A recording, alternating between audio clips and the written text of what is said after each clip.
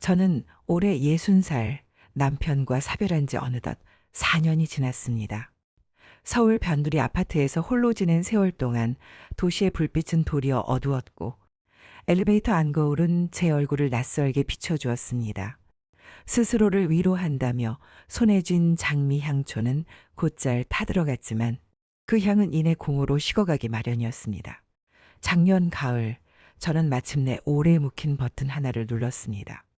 아흔에 가까워지는 노모와 텅 빈 고향집 생각이 자꾸만 기척을 내었기에 짐을 꾸려 남의 바닷바람이 스미는 농촌으로 귀향하기로 마음먹었습니다. 귀향 첫날, 먼지 냄새가 밴 마룻바닥에 짐을 내려놓고 창문을 열자 해풍이 숨결처럼 밀려와 낡은 커튼을 들어올렸습니다. 정지해 있던 공기가 한순간 생명을 얻은 듯 흔들렸고 저는 그 흐름에 맞춰 심장을 쿵 내려놓았습니다. 그날 밤 테라스에 서서 별빛을 바라보고 있을 때 한 줄기 이웃집 트랙터 불빛이 밭둑을 가로질러 왔습니다. 그 트랙터 계기판 위 실루엣이 이웃 주민인 30대 후반 농촌 총각 정수연 씨였습니다. 어머니의 밭일을 종종 도와주면서 몇 번 인사를 나눈 사이였지만 그날 밤 별빛이 그의 실루엣을 묘하게 또렷하게 빚어냈습니다. 밤바람 추우신데 밖에 서 계세요? 저는 옅은 웃음으로 대답했습니다. 도시에선 보지 못한 별들이라 나도 별을 세어보려고. 그는 트랙터 시동을 끄고 조용히 다가왔습니다. 10년 넘게 여기 살지만 별은 볼 때마다 새롭더라고요. 그 말에 별빛이 고요히 흔들렸고 제 마음속 실밥이 조용히 풀어지는 느낌이 들었습니다. 그로부터 일주일 동안 저는 어머니와 함께 고추 입다고 콩타작을 거들었습니다. 허리를 들썩일 때마다 근육이 찢어질 듯 했지만 몸 여기저기가 다시 살아나는 듯 했죠. 수연 씨는 이웃 일손을 돕다 자연스레 우리 집 마당으로도 자주 발걸음을 옮겼습니다. 못 박힌 낡은 대문을 갈아주고 수도가 새는 배관을 단단히 조여주는 모습에서 묵직한 공력이 느껴졌습니다. 어느 날 그는 웃음 섞인 투로 말했습니다. 손놀림이 도시분답지 않으세요? 저는 고무장갑을 벗고 손바닥에 굳은 살을 쓸며 답했죠. 몸은 기억을 한다더니 젊을 땐 매일 이 손으로 논밭을 뒤졌거든요. 그리고 운명처럼 마음을 건드린 밤이 찾아왔습니다.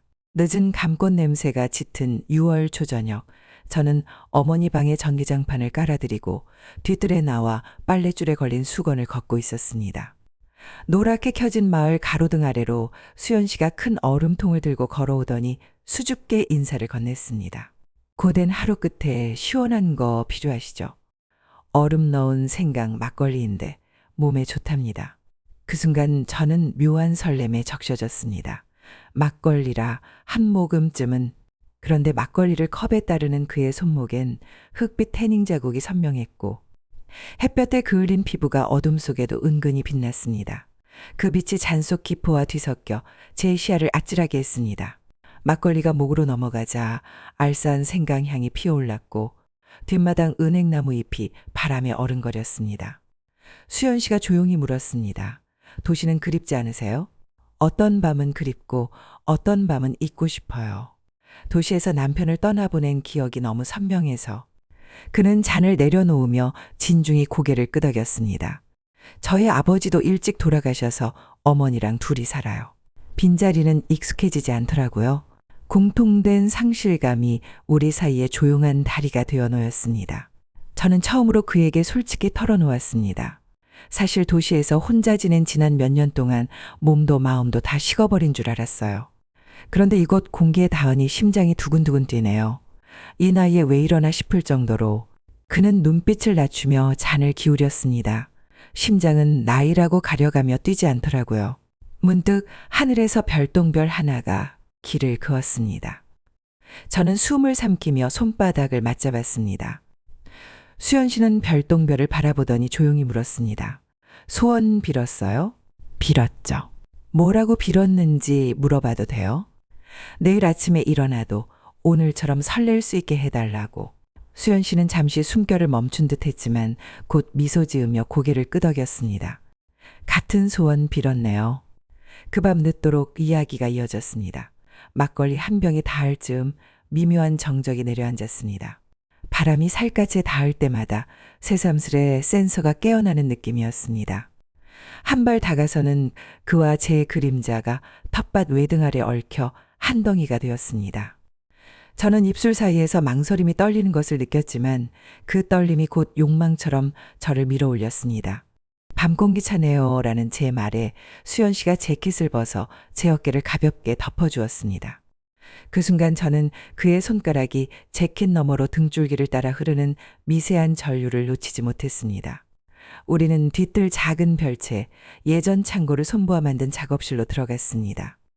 창문에 커튼 대신 천조각이 걸려 있어 달빛이 부드럽게 스며들었습니다. 제가 조기 수선을 하던 재봉틀 옆 탁자에는 베이지빛 약과 그릇이 놓여 있었는데 수연 씨가 그 약과를 한 조각 들고 제 입 앞으로 가져왔습니다. 달짝지근한 게 생강 막걸리 해장엔 최고래요. 입을 살짝 벌려 약과를 받아 물었고 설탕 기둥이 혀끝에서 녹았습니다. 그가 웃으며 손등으로 제 입과 설탕가루를 닦아줄 때 마음속 어느 깊은 방에 오래 잠겨있던 문이 열렸습니다. 창문을 스치는 달빛이 그의 눈동자에 들어앉아 은은히 반짝였고 그 빛을 보자 상실 이후 꽁꽁 얼어붙었던 제 감각이 녹아 흘러내렸습니다. 우리는 얇은 숨결로 서로를 확인했습니다. 말보다 느리고 결국 말보다 확실한 교감이 따뜻한 물결처럼 번졌습니다. 수연 씨가 조심스레 손가락을 내보려 얹자 저는 눈을 감았고 그 손길이 등 뒤를 감싸자 숨이 길게 흘렀습니다. 떨림이 떨림을 부르며 우리 목소리가 낮은 한숨처럼 얽혔고 그 한숨이 책장에 걸린 바람종이를 살짝 흔들어 은은한 울림을 남겼습니다. 더는 과거의 상실을 묻지 않아도 되는 순간이었습니다. 새벽녘 닭울음이 흩어진 바람을 끌고 올 무렵 저는 가만히 그의 품에서 일어나 창문을 열었습니다. 첫 새벽 안개가 들판 위를 살포시 덮고 있었고 안개 너머로 벼잎에 맺힌 물방울이 새벽별처럼 반짝였습니다. 제가 돌아서자 수연 씨가 졸린 목소리로 속삭였습니다. 괜찮으세요? 마음이 온통 낯설게 괜찮아요. 그는 이불 사이로 손을 뻗어 제 손을 잡았습니다. 오늘이 어제랑 다르면 그게 좋은 하루 맞겠죠? 그 말 내가 빌었던 소원 같네요. 새삼 웃음이 피어 더는 설명할 필요가 없다는 안도감이 두 사람 사이에 흘렀습니다. 해가 머리를 내밀기 전 저는 어머니 아침 식사 준비를 위해 집으로 돌아왔습니다. 대문을 열고 들어가는 발걸음이 묘하게 가벼웠습니다.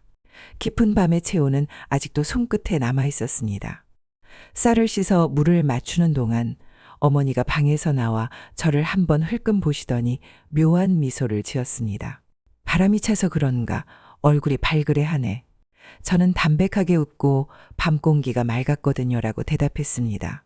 어머니는 더 묻지 않았지만 저는 그 눈빛에 묘한 축복이 담겼다는 걸 느꼈습니다.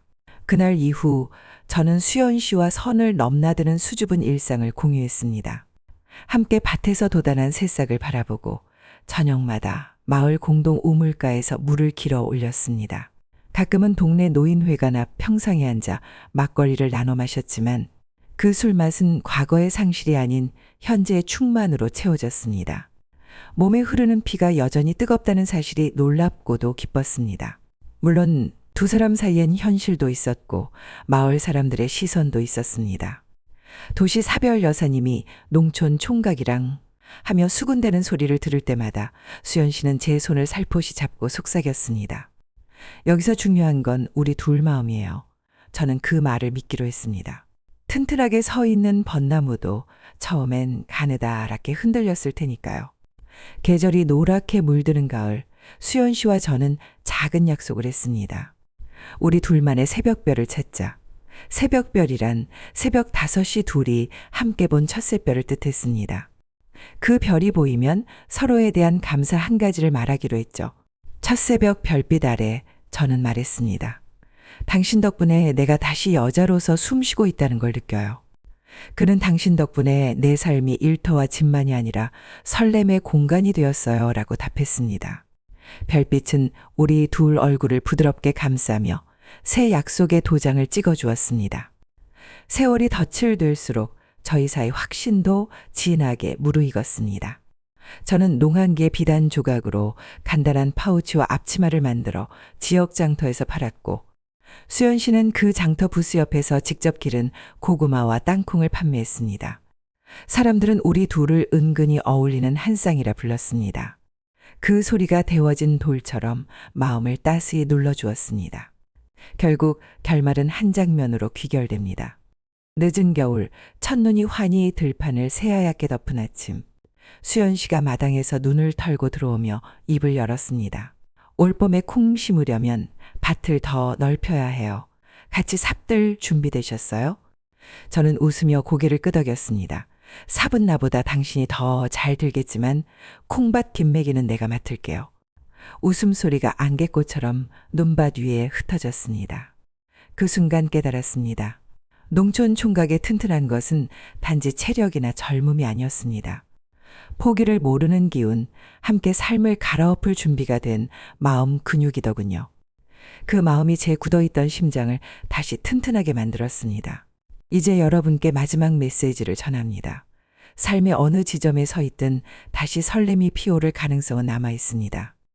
그것은 때로 예상치 못한 하룻밤의 대화 혹은 새벽별 한 점이 만들어내는 기적처럼 다가옵니다.